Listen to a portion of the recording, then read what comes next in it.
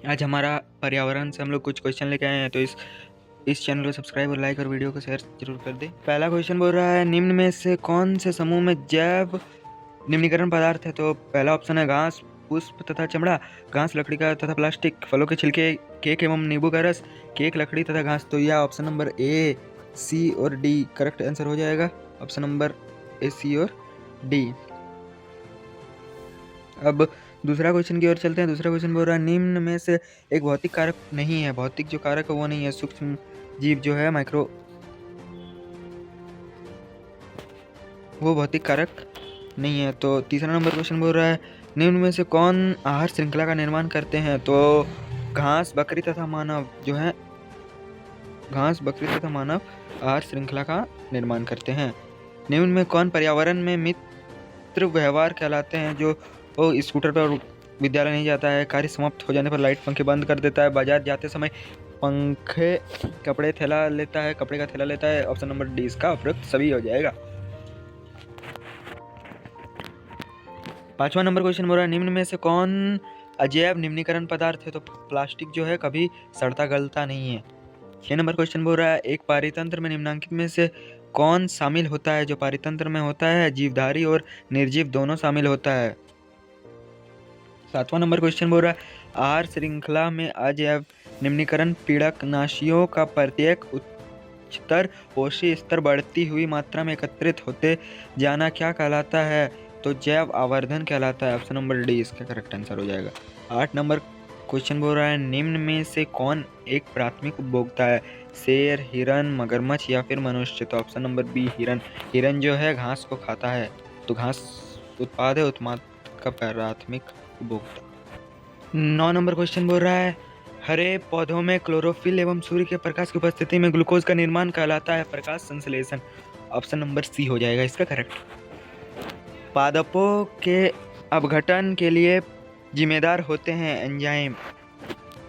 11 number question बोल रहा है, प्रकाश संश्लेषण होता है केवल पत्तियों में, केवल तनों में, पौधों के हर सभी हरे भागों में होता है। ऑप्शन नंबर सी इसका करेक्ट आंसर हो जाएगा। 12 नंबर क्वेश्चन बोल रहा है, खाद्य श्रृंखला में एक पोषण स्तर से दूसरे पोषण स्तर तक प्रभावित होने वाली ऊर्जा का बताइए। तो 10% नियम जो हम लोग पढ़ते हैं वही होगा इसका सही आंसर।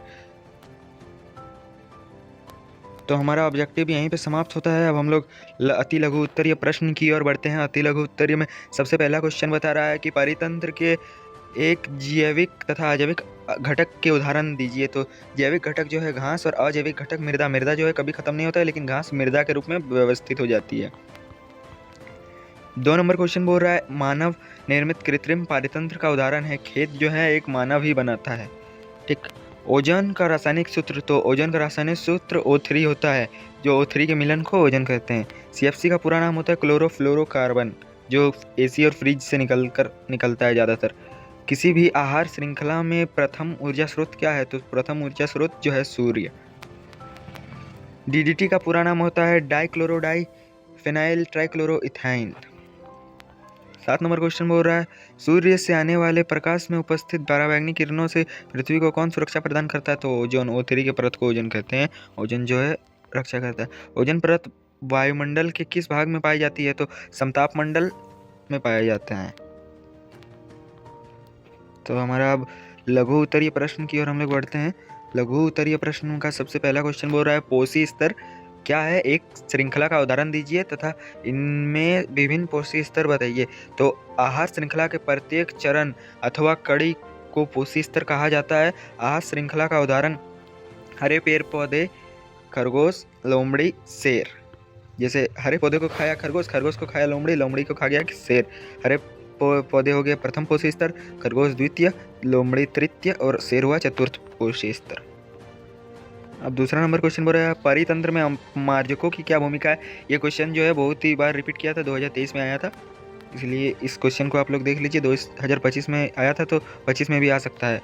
तो पारितंत्र को सुचारू रूप से चलाने के लिए अपमार्जकों की भूमिका महत्वपूर्ण है। अपमार्जकों जीवों के मृत शरीरों तथा उनके अपशिष्ट में पाए जाने वाले जटिल पदार्थों को अपघटित करके सरल पदार्थों में बदल देते हैं। ये सरल पदार्थ पुनः चक्रण होकर मृदा में मिल जाते हैं तथा पौधों के द्वारा दोबारा प्रयोग में लाए जाते हैं।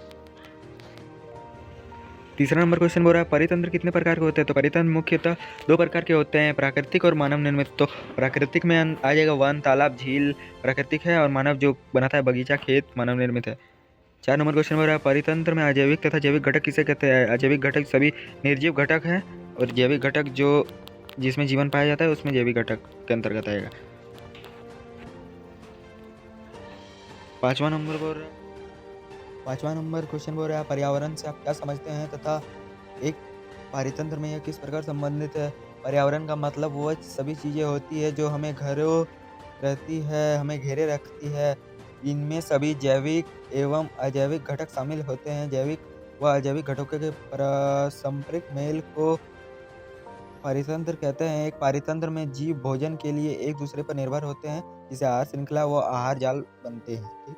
6वां नंबर क्वेश्चन बोल रहा है उत्पादक किसे कहते हैं? तो उत्पादक वे जीव होते हैं जो सूर्य के प्रकाश एवं क्लोरोफिल की उपस्थिति में अकार्बनिक पदार्थ तथा कार्बनिक पदार्थ जैसे शर्करा, चीनी एवं मंड का निर्माण करते हैं, उन्हें उत्पादक कहते हैं। सभी हरे पौधे एवं नील हरित शैवाल इसके उदाहरण हैं।